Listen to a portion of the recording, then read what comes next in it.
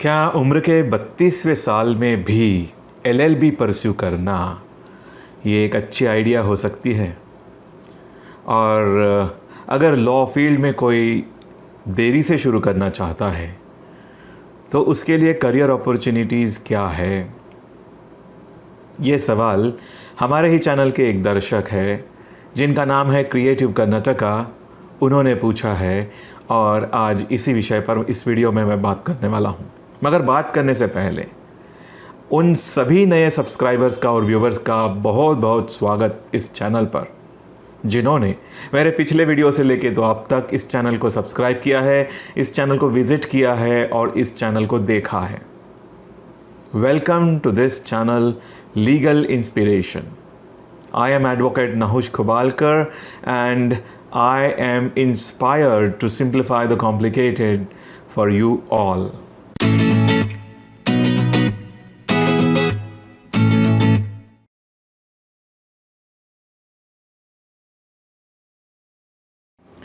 दोस्तों, ये जो सवाल है ना, इसे हम अगर ठीक से एनालाइज करें तो ये सवाल दो पार्ट्स में है। सवाल ये है, sir, is it a good idea to pursue LLB at the age of 32 years? This is the first part. यानी कि वो पहला पार्ट जो है वो इस बारे में है कि क्या LLB सीखना 32वें साल में ये एक अच्छी आइडिया है। और सवाल का दूसरा पार्ट है, can you please enlighten on career opportunities in law specially for someone starting late. ये अब दूसरा पार्ट जो है ये लॉ फील्ड के करियर अपॉर्चुनिटी के बारे में है, स्पेशली उसके लिए जो लॉ फील्ड में लेट शुरुआत करता है, देरी से आता है, देरी से शुरुआत करता है। इसलिए मैं इस सवाल का जवाब दो पार्ट्स में ही दूंगा। तो बात करते हैं एलएलबी परस्यू करने की, लॉ सीखने की, कानून सीखने की, कानून को जानने की। अब देखिए, एलएलबी परस्यू करना बोलो या कानून सीखना बोलो, जो भी, ये हमेशा अच्छा ही है, ये हमेशा एक गुड आइडिया ही है, ऐसे मैं कहूँगा। There can be no age restriction for learning anything, including law.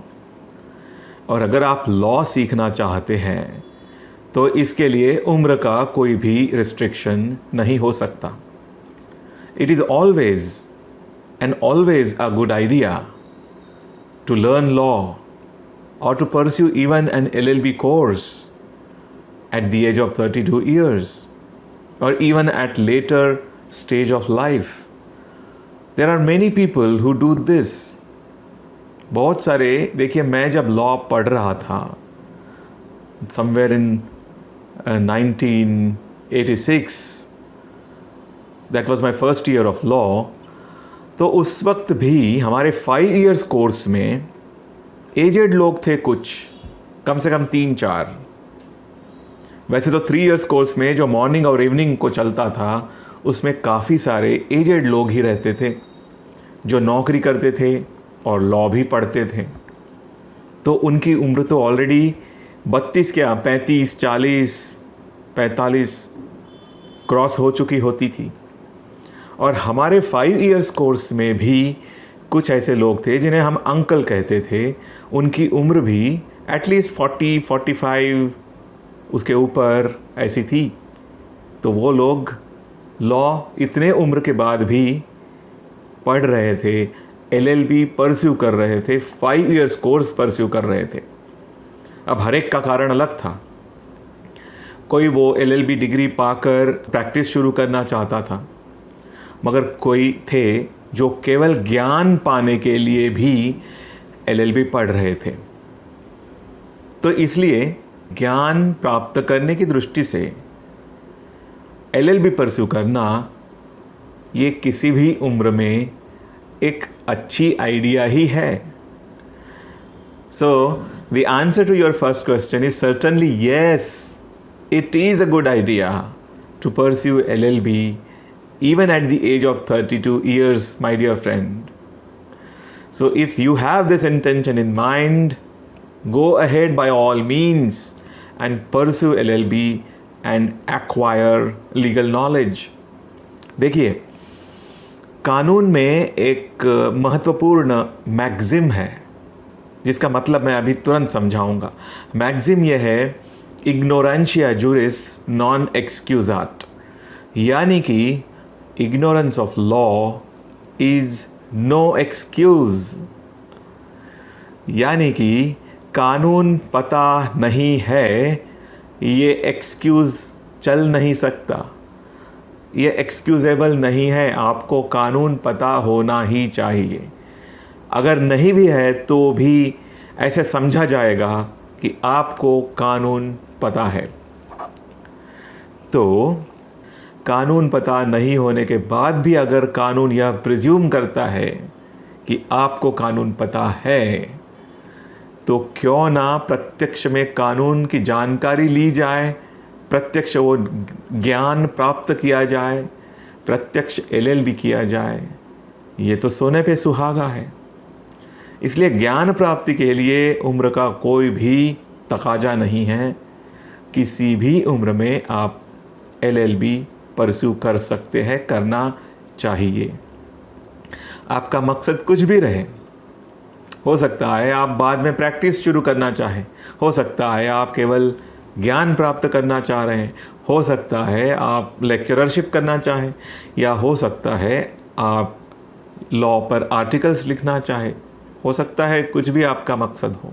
जो भी हो, ज्ञान प्राप्ति के लिए उम्र का कोई रिस्ट्रिक्शन नहीं है। तो ये थी पहली बात। अब बात करते हैं, कोई व्यक्ति अगर देरी से वकालत में आना चाहता है तो उसके लिए क्या पॉसिबिलिटीज़ है।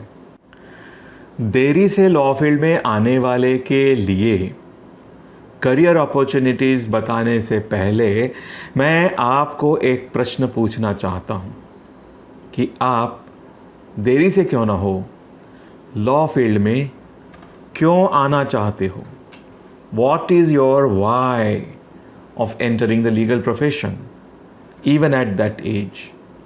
और जब मैं पूछता हूँ वाई क्या है, इसका मतलब मैं पूछना चाहता हूँ कि आपका कारण क्या है, आपका मोटिव क्या है, आपका मकसद क्या है देरी से लॉ फील्ड में आने का। क्या आप ऐसी कोई स्थिति में फंस चुके हैं जिसमें से निकलकर अपने लिए समाज में कहो या अपने लिए एक क्षेत्र में, कानून के क्षेत्र में स्थान बनाना चाह रहे हो। फॉर एग्ज़ाम्पल, आप अपने जॉब से त्रस्त हो और आपको वहाँ कुछ ग्रोथ नहीं दिख रही, तो आप चाहते हो कि आप वकील बनेंगे, स्टेटस पाएंगे, पैसा कमाएंगे। हो सकता है यह आपका मकसद हो, या हो सकता है आप इसलिए लॉ फील्ड में आ रहे हो देरी से क्योंकि जीवन की सर्कमस्टेंसेस में आपको ऐसी स्थिति में ला कर रख दिया कि आप अपने यंग एज में LLB कंप्लीट नहीं कर सके, मगर कहीं ना कहीं आपके दिल में वो तमन्ना जागरूक थी और अब ऐसी स्थिति आ गई है कि आप LLB परस्यू कर सकते हैं और अपना सपना वकील बनने का पूरा कर सकते हैं। इसलिए भी आप आना चाह रहे होंगे। हो सकता है आपके मन में ऐसी भी एक इच्छा जागरूक हो गई होगी कि LLB करने के बाद वकालत शुरू करने से आप समाज की अच्छी तरह से सेवा कर सकते हैं। आपके ज्ञान का फ़ायदा देकर आप समाज को अपनी सर्विसेज उपलब्ध करा दे सकते हैं। तो समाज सेवा यह भी एक आपका मोटिव हो सकता है। या हो सकता है कि एक वकील के ज़िंदगी का जो इंटेलेक्चुअल चैलेंज है वो आप एंजॉय करना चाहते हैं। या हो सकता है आप उस इंटेलिजेंसिया में शामिल होना चाहते हैं जिसे शहर पूरा इंटेलिजेंट कम्युनिटी करके जानता है। वकील, जजेस, लॉ प्रोफेसर्स, वो भी आपका ऑब्जेक्टिव हो सकता है। कुछ उदाहरण दे रहा हूँ ये मैं। आपका ऑब्जेक्टिव क्या है, इस पर निर्भर करेगा कि आप लॉ फील्ड में कौन सी करियर अपॉर्चुनिटी ढूंढोगे और कैसे उसे चिपक कर सक्सेस हासिल करोगे। इस पर डिपेंड करेगा कि आपका मोटिव कितना स्ट्रांग है और क्या आपको वो स्पष्ट है। मोटिव स्पष्ट होना, उससे आप सदोदित प्रेरित रहना और उस मोटिव को प्राप्त करने की जिद आपके अंदर रहना, चाहे उम्र कोई भी हो, अगर ये आपके पास है तो मैं कहूँगा कि लॉ फील्ड में करियर अपॉर्चुनिटीज़ ही अपॉर्चुनिटीज़ है और आपका इस फील्ड में स्वागत है। देखिए, वैसे तो इस फील्ड में जब कोई आता है, मतलब स्पेशली वकालत के फील्ड में, तो यहाँ पर आप प्रोफेशनली एस्टैब्लिश होकर पैसे कमाने के लिए वेटिंग पीरियड ज़्यादा है।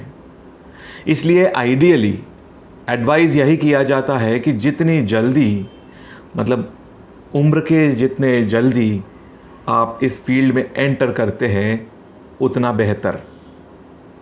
जितना लेट आप एंटर करोगे उतना ही एस्टैब्लिश होने के लिए आपको टाइम लगेगा, आपको समय लगेगा, आपको देरी लगेगी। मगर क्या ये बात की वजह से आप अपने सपने को छोड़ दोगे, अपने सपने से डेटर हो जाओगे, पीछे हटोगे? अगर आपका सपना स्ट्रांग है, अगर आपका मकसद पक्का है, अगर आपको इस फील्ड में आकर अपने लिए एक स्थान बनाना ही है, तो वो फैक्टर भी आप ओवरकम कर लोगे। डेफिनेटली आप उस पर मात कर लोगे और आप अपने लिए लॉ फील्ड में एक स्टेटस पाओगे, अपना स्थान ज़रूर पाओगे। सच बताऊं तो वकालत के फील्ड में अच्छे वकीलों की हमेशा ज़रूरत होती है, क्योंकि अगर वकालत में अच्छे वकील होंगे तो समाज को सही एडवाइस मिलेगा, समाज सही तरीके से आगे जाएगा, सही तरीके से उन्हें सलाह मिलेगी तो सही तरीके से उनकी केस भी कोर्ट में जाएगी और ऐसे कई सारी अपॉर्चुनिटीज़ होगी, कई सारे ओकेजन्स होंगे जहाँ पर उन्होंने कोर्ट में नहीं जाना चाहिए, ऐसी भी स्थिति होगी। तो उन्हें जब सही एडवाइस मिलेगी, उनका पैसा बचेगा, उनका समय बचेगा, उनकी एनर्जी बचेगी और उनको कोई और स्ट्रेटेजी दी जाएगी अच्छे वकीलों से। इस तरह से समाज भी हेल्दी होगा। द पॉइंट इज़, अच्छे वकील होना यह एक बहुत बड़ी ज़रूरत है लॉ फील्ड की। इसलिए उम्र का इसमें कुछ भी रिस्ट्रिक्शन नहीं है। उदाहरण देता हूँ, मेरे फादर गवर्नमेंट सर्वेंट थे, महाराष्ट्र गवर्नमेंट में सिक्योर जॉब थी, मगर फिर भी उनके दिल में एक तमन्ना थी कि वो कुछ अपने लिए स्थान बनाएं, वो कुछ करें, अपना नाम बनाएं। और उम्र के 32वें साल में उन्होंने जॉब से रिज़ाइन कर दिया और अपनी प्रैक्टिस शुरू कर दी। LLB तो साथ में कर ही रहे थे। उस ज़माने में 2 इयर्स कोर्स था, वो 2 इयर्स कोर्स उन्होंने कर लिया था और उनके अंदर इतनी स्ट्रॉन्ग अर्ज पैदा हुई कि उन्होंने जॉब रिज़ाइन कर दिया। उनके वो स्पिरिट को मैं आज भी सैल्यूट करता हूँ, क्योंकि इतना बड़ा कदम उठाना, एक सिक्योर गवर्नमेंट जॉब छोड़कर वकालत जैसे पेशे में एंटर होना, इसके लिए बहुत बड़ा डेयरिंग लगता है, बहुत बड़ा जिगर लगता है और वो उनमें था। उसके लिए मैं आज भी उनको सैल्यूट करता हूँ। तो बताने का मकसद ये है कि उन्होंने अपने उम्र के 32वें साल में वकालत शुरू की और उसके बाद उन्होंने अपने लाइफ में पीक पर पहुँचे। वो डिस्ट्रिक्ट गवर्नमेंट प्लीडर इस पद तक पहुँचे और उसके बाद भी आखिर तक वकालत कर रहे थे।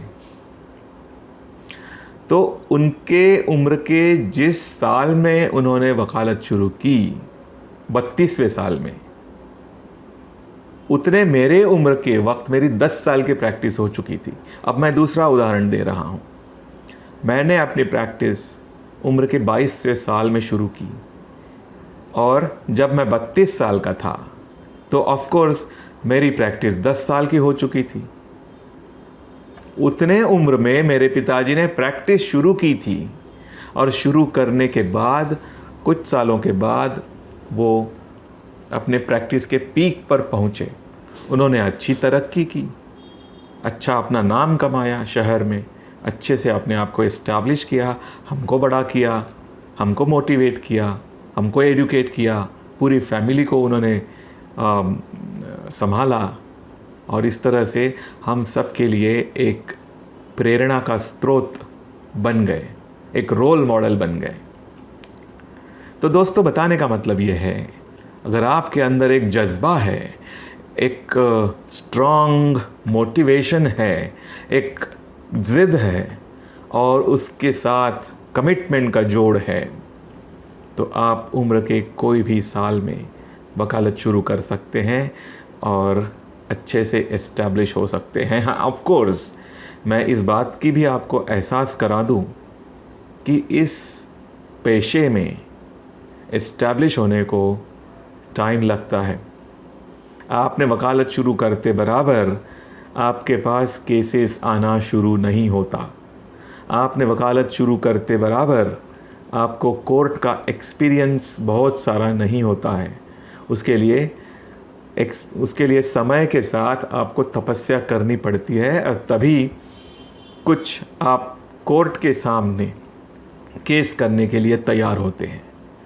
मगर क्या इन चीज़ों के वजह से आप अपने आप को रोकोगे आगे बढ़ने से, सीखने से?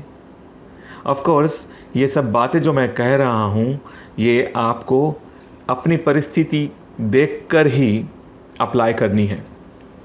ऐसे नहीं कि मैंने काफ़ी सारी मोटिवेशनल बात कह दी तो आप इसमें कूद पड़े। आप में से हर एक को जो भी लेट वकालत में आना चाहता है, अपने परिस्थिति का जायज़ा लेना है, अपने परिस्थिति का असेसमेंट करना है और उसके बाद ही वकालत में आना या नहीं, लेट स्टेज में इसका निर्णय लेना है। हो सकता है आपके ऊपर पहले से ही ऐसी कई सारी जिम्मेदारियां होगी जो आप अभी निभा रहे होगे। आप जो जॉब कर रहे हैं उसके भरोसे, और वो जॉब छोड़ दोगे तो प्रॉब्लम हो सकती है। तो इसलिए आप अपनी स्थिति का असेसमेंट कीजिए और उसके बाद ही जो कुछ मैंने इस वीडियो में बताया, जो कुछ बातें आपको मोटिवेट करने की कोशिश की, वो सब बाद में अप्लाई कीजिए। एक इंग्लिश में बड़ी सुंदर कहावत है, When the dream is strong, facts don't count। यानी कि जब सपना स्ट्रॉन्ग है तब वास्तविकता मायने नहीं रखती।